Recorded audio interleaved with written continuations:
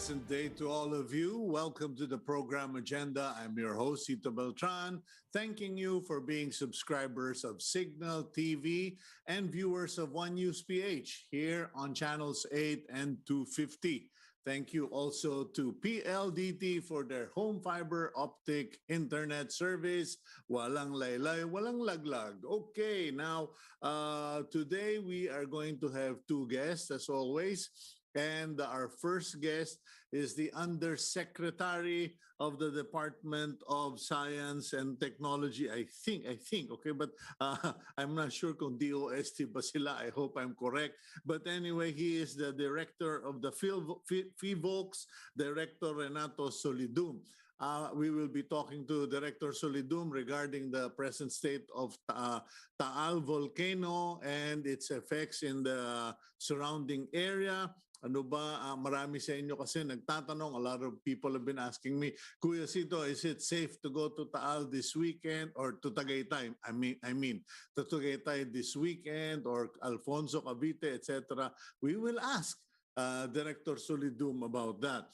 After our interview with Yusek Solidum, we will be featuring a realtor, not just an ordinary realtor. He is a legendary realtor and currently the president of CREBA, or the Chamber of Real Estate and Builders Association, and also the man behind Phil Estate Developments. We will be speaking with Mr. Noel, Toti Carino here on agenda. But before that, let's start the day with our daily starter coming from the book of Philippians chapter 2 verse 3 to 4. Do nothing out of selfish ambition or vain conceit.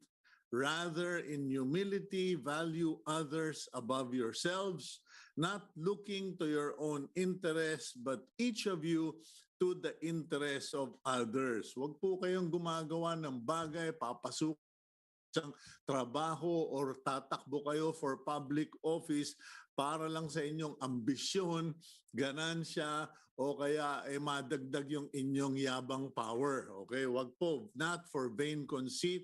Rather, maging makumbaba po tayo, isipin natin ang kabutihan ng mas nakakarami, ilagay po natin yung ating sarili sa mas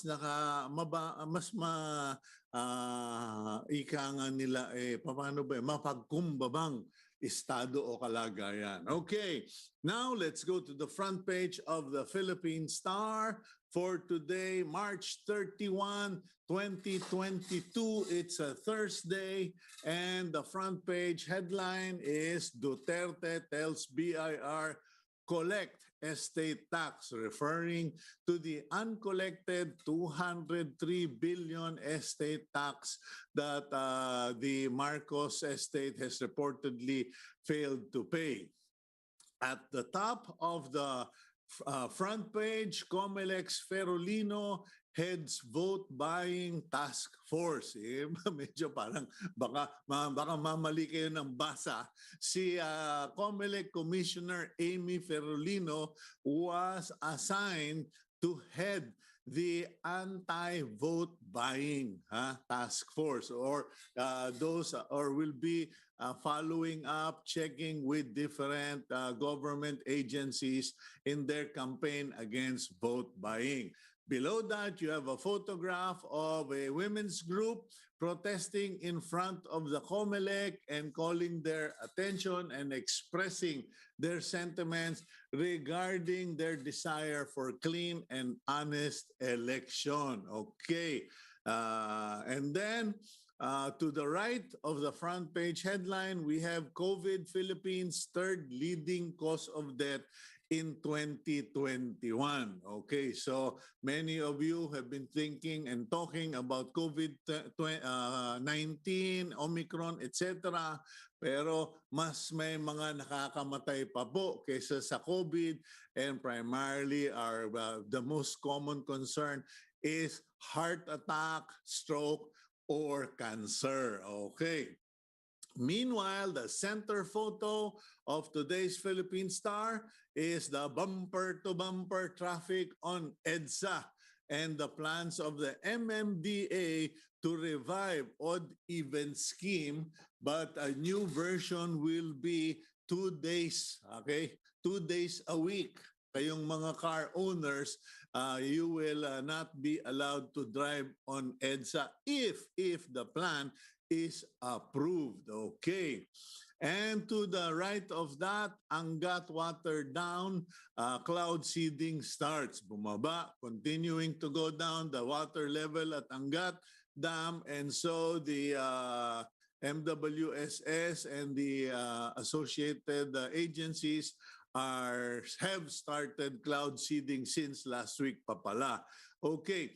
Meanwhile, US approves second Pfizer Moderna booster for 50 and above. Okay, doon po sa Amerika, ngayon pa lang yata sila naggagawa ng mga booster shots for COVID, but they have, US authorities have emphasized the fact that there is an advantage to getting the booster shot because by now, anyone who has had the first and second anti-COVID vaccine, chances are the efficacy or yung lakas ng bakuna ay humihina na, and booster shots are going to be necessary, especially for those 65 years old and above or those 50 years old and above with comorbidities or meron ng mga problema katulad ng diabetes, etc. Meanwhile, below the bottom part of the Philippine Star, our last feature, Wesleyan University of the Philippines honored the matriarch of the Gozon family, Carolina Gozon, okay, by inaugurating the Carolina Gozon Institute for Lifelong Learning as a tribute to Carolina Lapos Gozon. Okay, that's our front page news of the Philippine Star. Let's now go to our first feature for today. We have with us Yusek Renato Solidum, Director of the Philippine Institute of Volcanology and Seismology. Yusek Solidum, good morning, sir. Good morning, Cito. Pasensya na kayo. Alam kong busy-busy ka. Ini-istorbo na naman kita. Kanya lang, dinadaingan din ako ng maraming mga tiga-Tagaytay at tiga-Alfonso na hindi ko nga kilala. Nagme-message dito. First of all, perhaps could we get an update from you regarding Taal volcano? What really is the situation there? Because people are saying, pumutok na yan and Taal only has major eruptions every 10 years. What's the science and what is the myth? Okay. Taal volcano erupted January of 2020. And after that, magma rose from deeper levels to supply the current activity with the magma that is interacting with water to propel the explosion. However, there was a big difference between the January 2020 eruption and, of course, the current activity starting last year. Before the January 2020 eruption, we knew that magma was moving up, but the magma was not moving up fast enough that even though Taal threatened to erupt at the same time as Pinatubo in 1990 and even much earlier, it did not proceed to any eruption until when there was a small explosion that happened at the crater.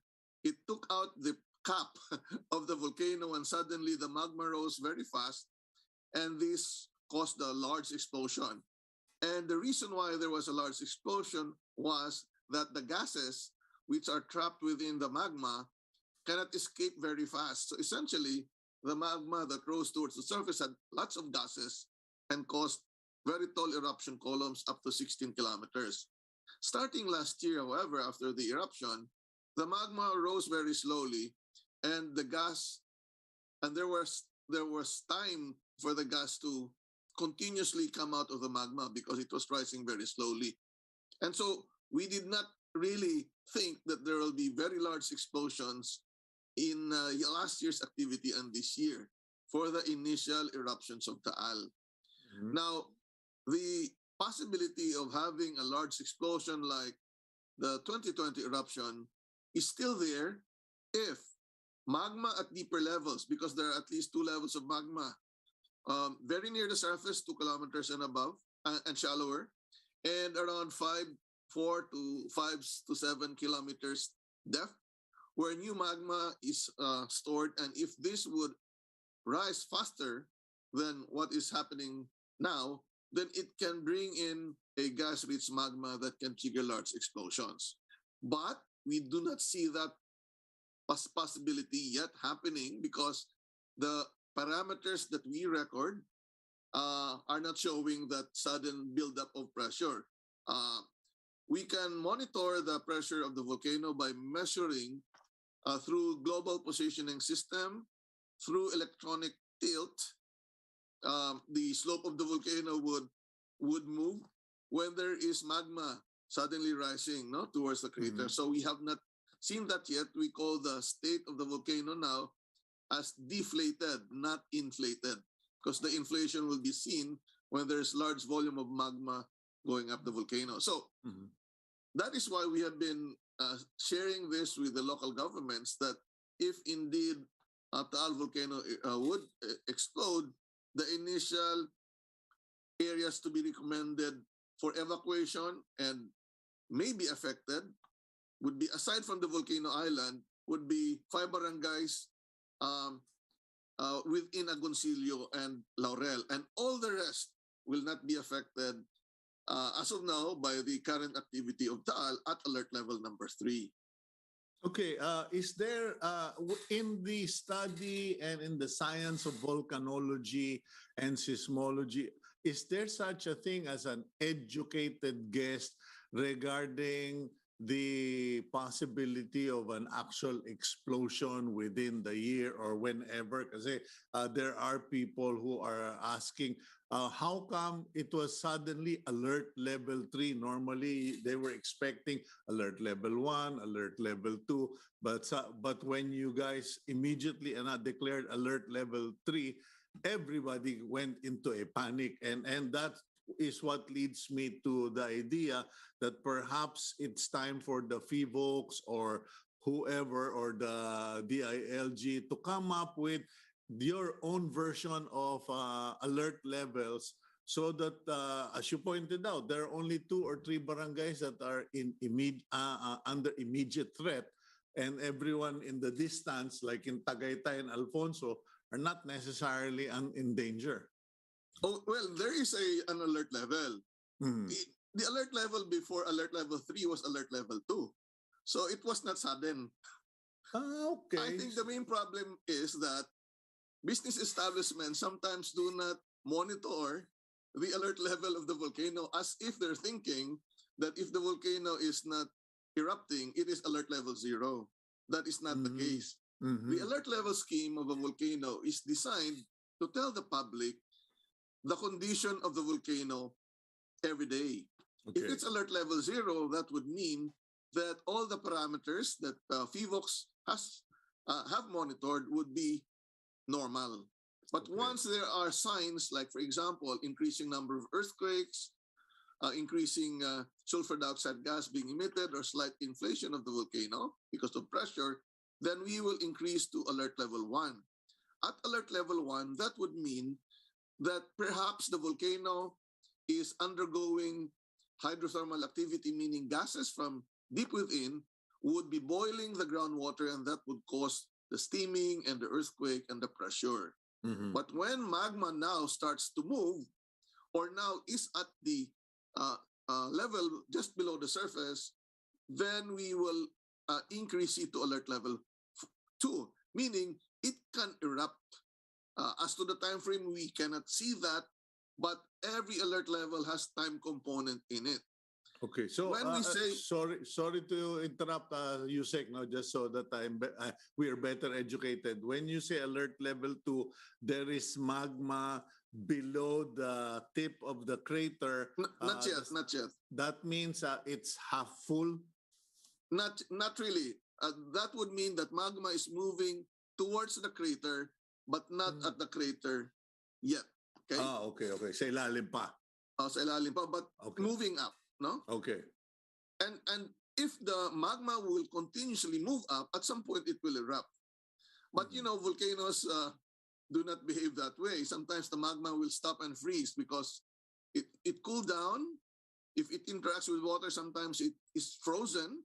So the activity will stop and restart again if there is enough pressure on new magma that would rise.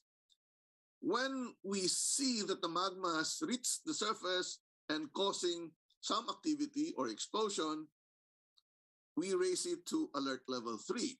Now, alert level 3 is not an alert where you warrant evacuation of a large number of people. Before January 2020, there were lots of people in Taal Volcano Island. So they need to be evacuated, women and children at alert level 2, and alert level 3, the men. But we will also recommend evacuation of barangays very close to the island. And because the crater rim of Taal Volcano is slightly lower to the southwest, then typically those barangays facing that side in Agoncillo and Laurel would be evacuated first. But all the rest, even around the lakeshore, they are not ordered for evacuation. So essentially, of course, areas farther out like Tagaytay would be safe. Now, people should also learn that volcano activities are not simply eruptions, but when you ask yourself, are you safe or not, then you have to look, is my location at a safe distance from the volcano that it will not be affected by life-threatening deposits? Asphalt is okay. You just have your masks and close your windows and doors. No problem. And so we have to educate people that the real life-threatening activities would not be the asphalt, but what we call the flow of acids and gases at high speeds that will really affect those within the walls of the bigger volcano. We call it Taal Caldera. So Alfonso, Tagaytay will not be affected by life-threatening deposits during large explosions of Taal. Might be asphalt, but that can be easily remedied. So this alert level will increase if the volcano will continually show increasing trend. So when we say alert level 3, there can be explosions in the next several days or weeks. But then if the trend stops, we will maintain it at 3 if it's sustained small explosion. But if there is a downward trend and there is no more explosive activity, the small ones, then we can lower it to 2. So all of these alert levels are made known to all the local governments, and the local governments must ensure that even business establishments must be educated about it. Second, the DILG has incorporated our alert levels long ago, and now they have this Operation Listo that would actually outline what the local chief executives and their disaster managers should do with the alert levels of volcanoes like Taal.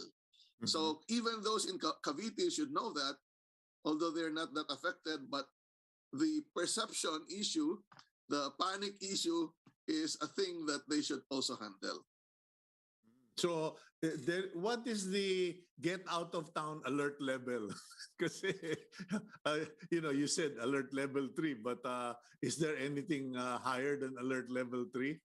Yeah, if it's alert level 4, then we say that a major or life-threatening explosion from Taal volcano could happen, and areas that are low-lying and to be affected by the hazards of the volcano can be affected by the eruption, and they need to be evacuated. Now, we have an app, I think we have discussed this before, the Hazard Hunter PH app, where you can use your phone, whether Android or iOS, Apple, or even just your computer, that you can just double tap the screen of your phone if you know your location, and it will tell you immediately what hazards it can be affected. So if you want to focus on volcanoes, there's also a special map for Taal, and even the circular radius away from the volcano, you would know exactly if you will be affected or not. So this is for everyone.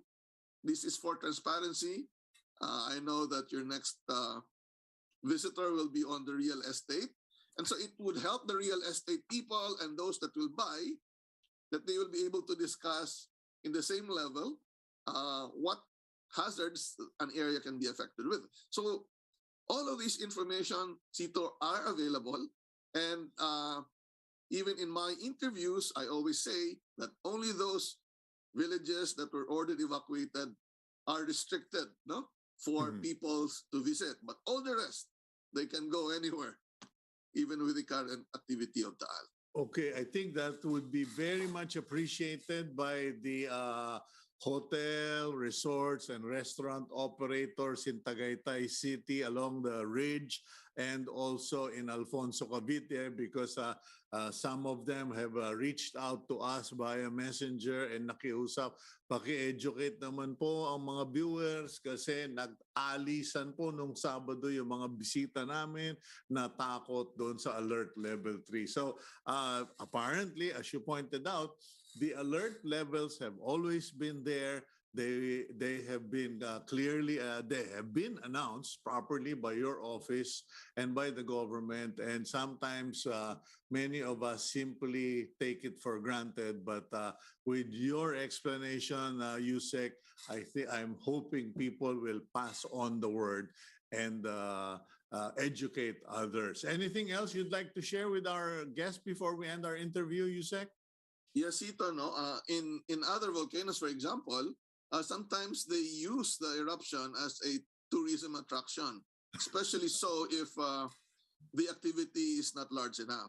Of course, when you visit an area, as a traveler or as a business manager, you also have to be aware of what's happening, and it will be better if the businesses will explain, have the alert levels posted in their area visitor information center, so that they would know how to react properly, not only during an eruption but other hazards. I think education is very important, and they can also explain if they know the alert level and the situation in their area, so that people will be educated and they will not get out of the area unnecessarily. Okay, that's good that you pointed out that there is such a thing as disaster tourism, although some of my former associates in tourism frown upon it kasi sabi, dagdagan pa nyo problema namin din eh. Anyway, to each his own, but thank you very much, Undersecretary Solidum. As always, you're very clear in your explanation and your presentation. I hope that you continue to hold that position, and that the Lord will give you favor so that people can learn from all your knowledge. God bless you, sir. Thank you, Cito. Thank you very much. Okay, that's Undersecretary Renato Solidum. And we will now go for a quick break. When we return, we go to our next guest, isa pong alamat. Sabi, pag sinabi daw, alamat parang sobrang tanda na. Hindi naman. He is a legend among realtors, which is why some people have pointed out to him as the guy, the go-to guy for learning when it comes into real estate. We'll be right back after this quick break here on Agenda.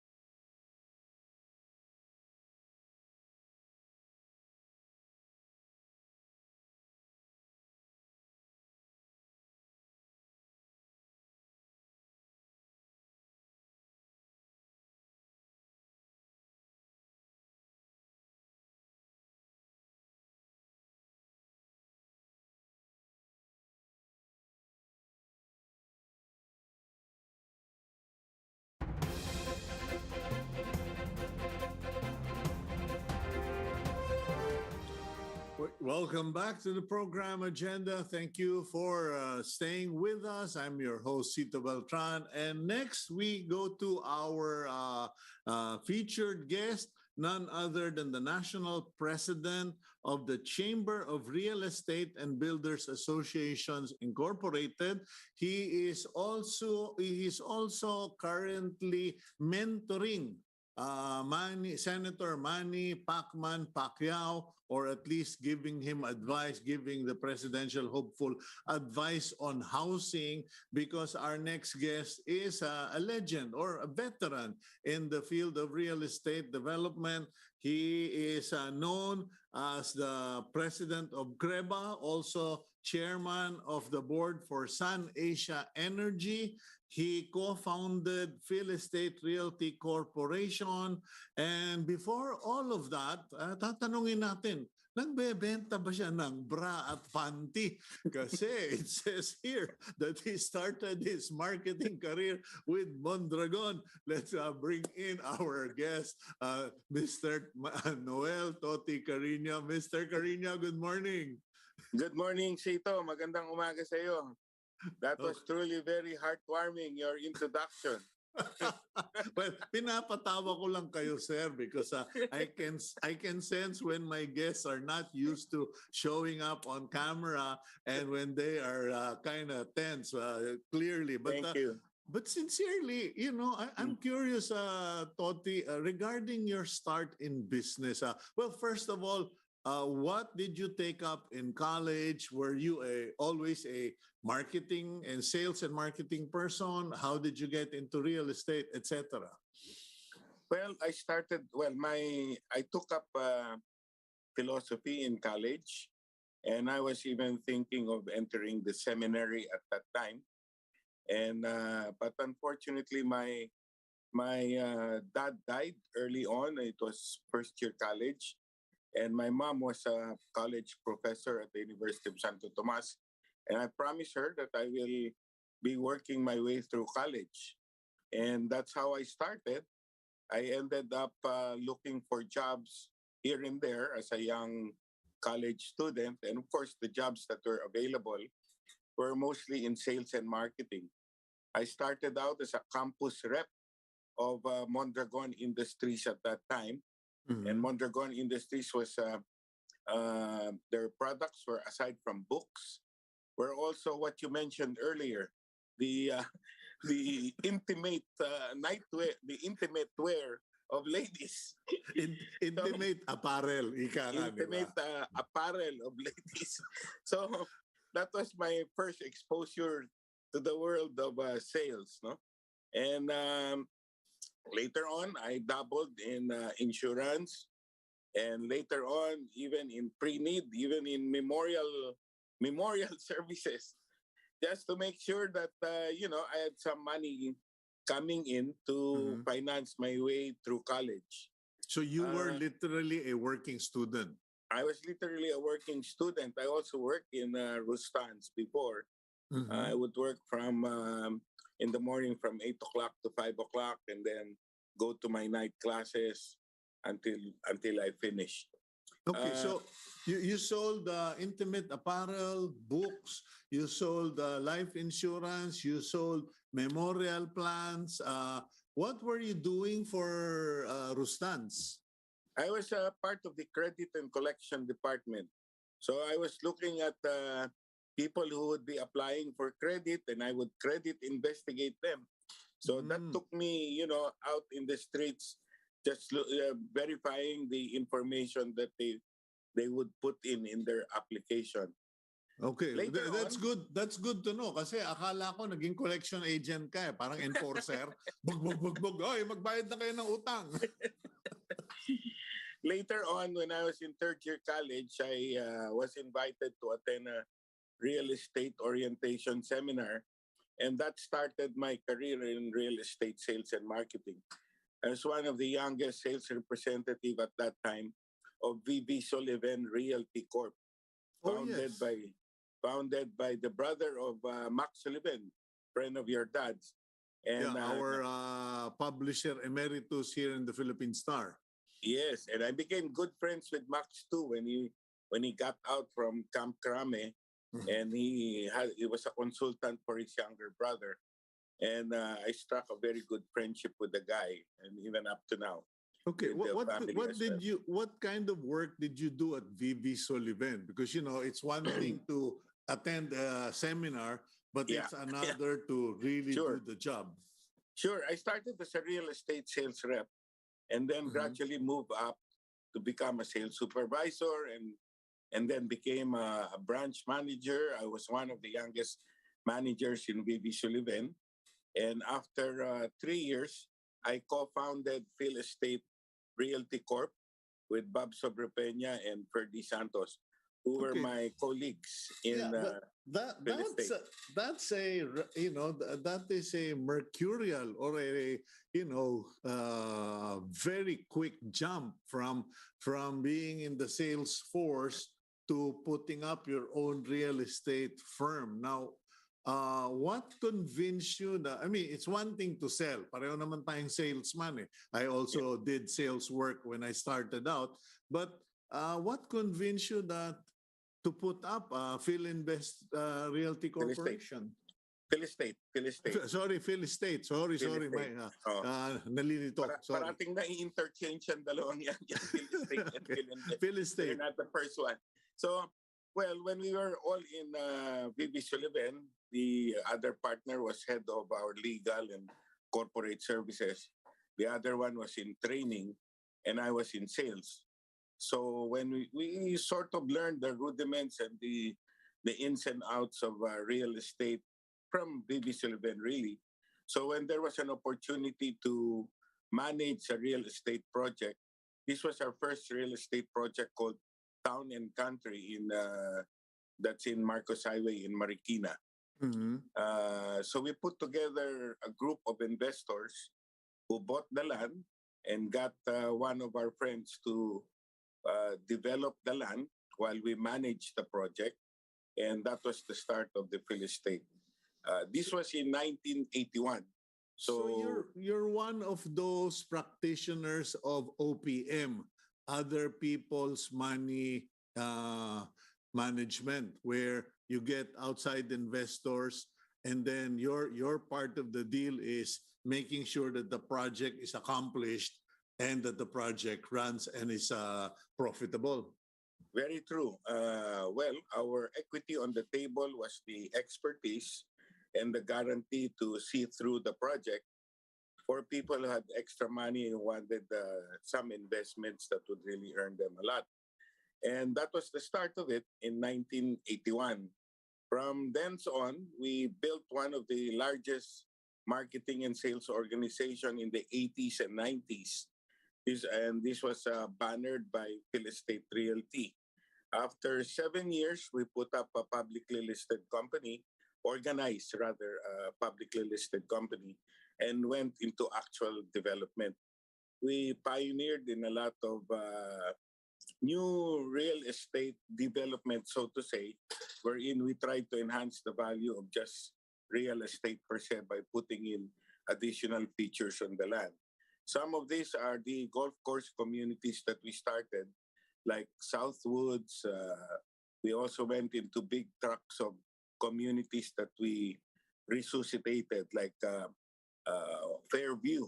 At that time, Fairview was we napabayaan eh. And then we started developing that. And we struck partnerships also with other, with co-developers, Santa Lucia Realty and Development. So from thence on, we went nationwide. We went to Iloilo, we went to Cagayan de Oro, we went to Cebu, we went to other places, and of course Baguio for that matter. And it just kept on growing. And as we grew, as the opportunities grew, the organization had to grow and match up with the opportunities that we offered the market. And I think that's one of the bigger contributions that we have in the real estate world, was that we trained a lot of people, not only in the area of real estate, but also in the other disciplines that were involved, like from engineers to development personnel, and especially in the field of the golf course industry. We have contributed a lot there from getting local expertise, from getting international expertise and transferring their expertise to locals. I refer to shapers, all these Yeah. things that will be required. Before we get ahead of ourselves, Toti, allow me, because this is almost like a master class.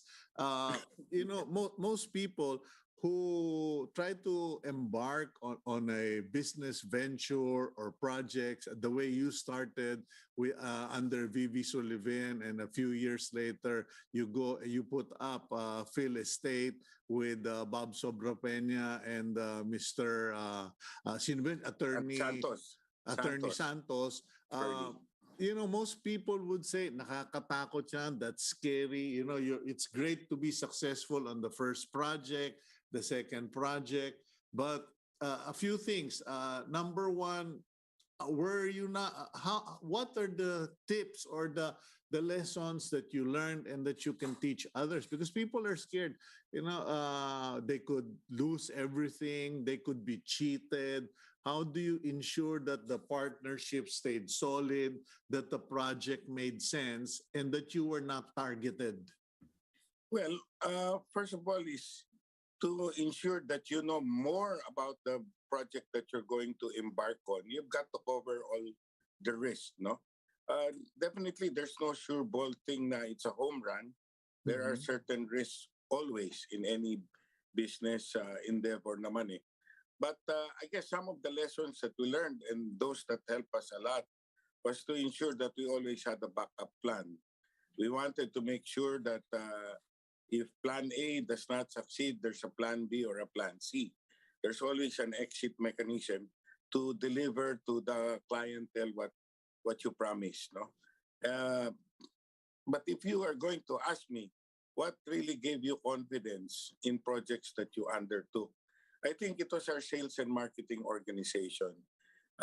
We kept in close contact with them. We listened to them. We wanted to hear from their end what the market was really telling us. So we were able to design projects that really were relevant to market needs. Okay, so it's one thing to have a good sales force, but partnership. I mean, I didn't realize that the Three Musketeers, as some people refer to you, or the Three Tenors, whatever.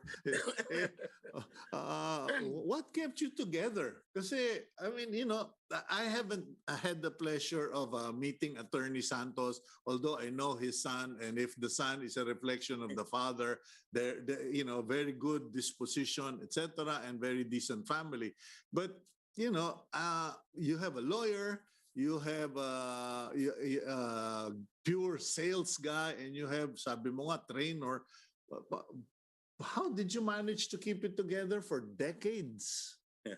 Well, siguro our roles were very defined in the sense that there's a story of how we interacted with each other. And I like this story. They said that Bob Sobrepena was like the captain of the ship. He was always looking out for new ventures. Ferdy Santos was always making sure that the ship was running the ship was running well. So he was more internal. And ako naman daw, whatever catch that we have dun sa boat, I would make sure that it gets sold. So parang it's a fishing boat, and each one had a different role with each other. But that's a tough question. What really kept us together? Well, number one motivation was the people that we built, yung organization that we had. We also did some quite novel things with this organization. We partnered with our own people, especially in sales and marketing. We had What do you mean? we had satellite companies, and we rewarded the good people that we had with an equity partnership where they became presidents of their own satellite companies. In that way, we were able to develop 7 satellite marketing companies, wherein the people heading these companies were our own people, and their equity was the time that they spent with us, the performance that they gave, So we were really able to expand. So there's also that kind of moral responsibility to ensure that these people will be taken care of and they will have good careers as well. Okay, Toti, we'll go for a quick break, and when we return, I just like to get further into that, go deeper into that process, because it's not every day that we get a Toti Carino here on the program. So if you would, please bear with us. We'll be right back after this quick break. Thank you.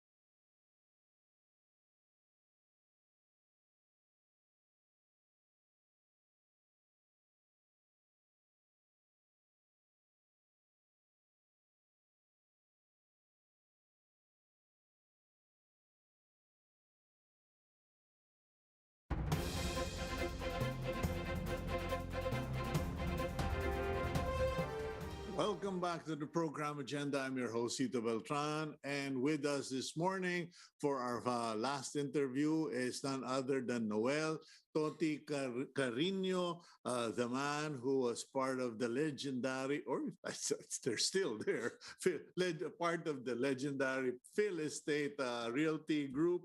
And there are many stories about Toti Carino. But Toti, allow me, let me ask. What was the vision when you, Bob Sobrapena, and Ferdy Santos got together? Was it, oh, let's build townhouses, let's build apartment rows, or mass housing? Because when nowadays when people talk about real estate, it's either townhouse or mass housing. Well, the corporate vision then was not just to develop physical developments, but rather to develop the organization per se, which was offering more or less careers to our people and really trying to professionalize the approach in the industry.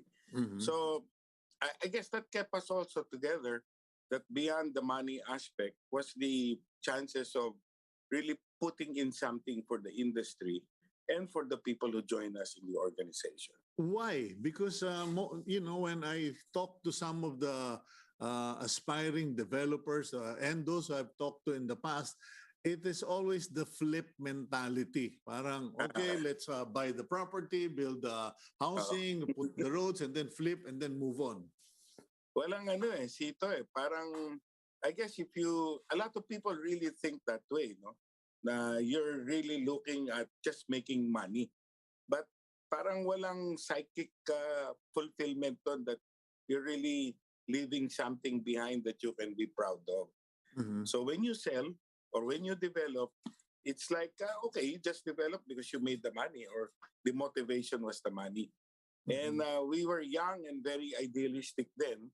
We look at the industry and we said, siguro hindi naman ito yung pwede nating i-contribute lang. We could really contribute to making our country. I mean, this is an old cliche, but we were young and we were serious about being contributors of nation building. And this could be in terms of the industry developing new things, not just making money. What were your realizations in the process? Because you put up the company, you created the corporate philosophy, you had defined roles as three leaders of the organization and your investments. What were the other lessons that you learned during the process? Well, I think if you put something of value, it's really value creation, whether it's in relation to your clientele or in relation to the peers that you have working with you or your colleagues. So if you create the value, it will last. But if you're just there simply to get something out of it and then forget it, and it's going to be short-lived at nakakapagod. But if there's something bigger than what you're expecting, just the material compensation aspect of it, it gives you staying power to look for new ideas, to look for new things to contribute. That's the motivation, I think, that kept us together. Okay, your team or your group, your partners, you moved on to bigger things, or as you say, bigger and better things. You got into high upscale developments, country clubs, golf courses, etc. But what about for starter homes for middle class people? Where are you in that? Yes, we did quite a number of that before we went into the higher end communities. We also went into infrastructure investing, yung MRT. Okay. So that's we went into transpo. Now, lately, we've gone into energy as well, solar renewables. We've also gone into memorial parks. One of my partners, Ferdy Santos, is focusing on that one. We have several memorial parks as well. It's not really the high-end memorial parks. It's I think we have more than 35 memorial parks spread all over the country. It's called Mount Zion.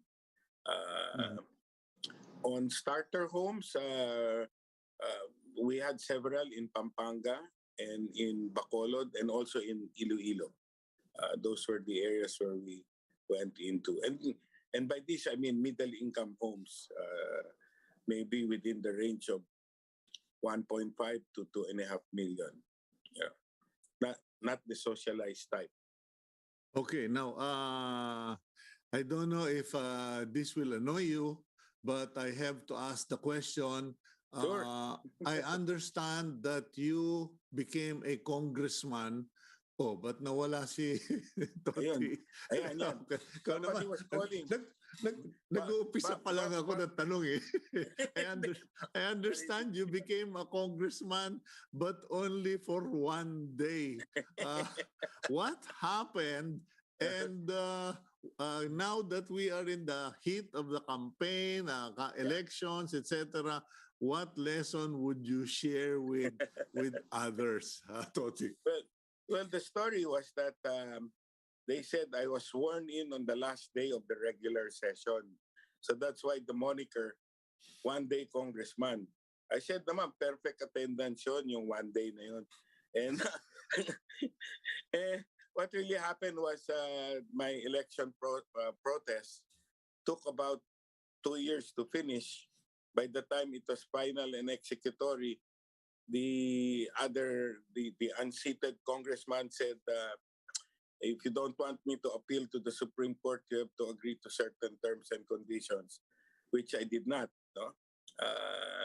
Which I did not. And so that dragged on. So finally, when it was promulgated, I spoke with Speaker De Venecia, and he said, I have an idea para makabawi ako sa iyo. I want you to swear, I will do the swearing in plenary in front of all the 235 congressmen. Sabi ko, well, that's a good idea. But yung pala, yung Congress was in recess. And by the time na mag-convene, that was the last day of the regular session. So I took my oath of office on the last day of the regular session. So that's how it was, no? Yeah. And it's I don't know. People were saying, bakit pinotesta mo pa? Sabi ko, yun ang totoo no? Kailangan lumabas yung katotohanan kung sino yung nanalo, no? At for that matter, marami din tayong naging kaibigan dun sa Congress because of that.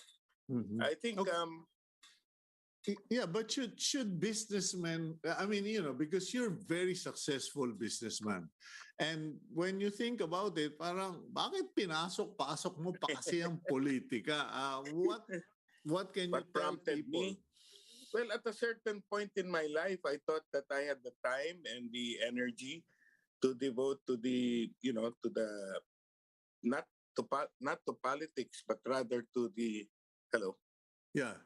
Yeah, I wanted to devote something to my constituency here in Pasig. And one of it was housing. I really wanted the housing advocacies brought in Congress.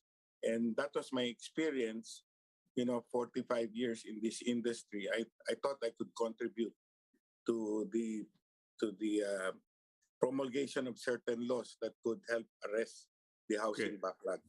Many people have cast doubts on Manny Pacquiao, Senator Pacquiao, every time he talks about housing, that his dream, his vision is housing for every Filipino, not realizing that Manny Pacquiao was talking because he had Toti Carino behind him. Now, what advice, what information have you been providing Senator Pacquiao? And what do you think he or any of the other presidential candidates should be doing as far as housing? Because that is as well is near and dear to my heart. I always write about it. What can you tell the candidates? Well, first thing is there's a big backlog, no? There's a lot of people who still don't own houses, much more live in decent communities. And sometimes it's really very criminal to just to see, skyscrapers coming up, condominiums here and there, and still we see informal settler communities by, living in those conditions. And we've learned how to accept it. Yun ang problema. Para bang this is something normal. It's something acceptable that there are people like this that are living in those kind of conditions. And here we are. We say that we're a tiger economy, soon to be one of the new emerging economies. And yet, yung backlog natin on housing, not just the backlog, but people living in squalid conditions are not really being addressed. So when I learned that Senator Manny Pacquiao had housing as one of his primordial advocacies, I said I will join him, if only for that. He outlined to me one of his frustrations, that the government has not really been able to address public housing. Public housing is a means by which we are able to immediately intercept conditions such as this.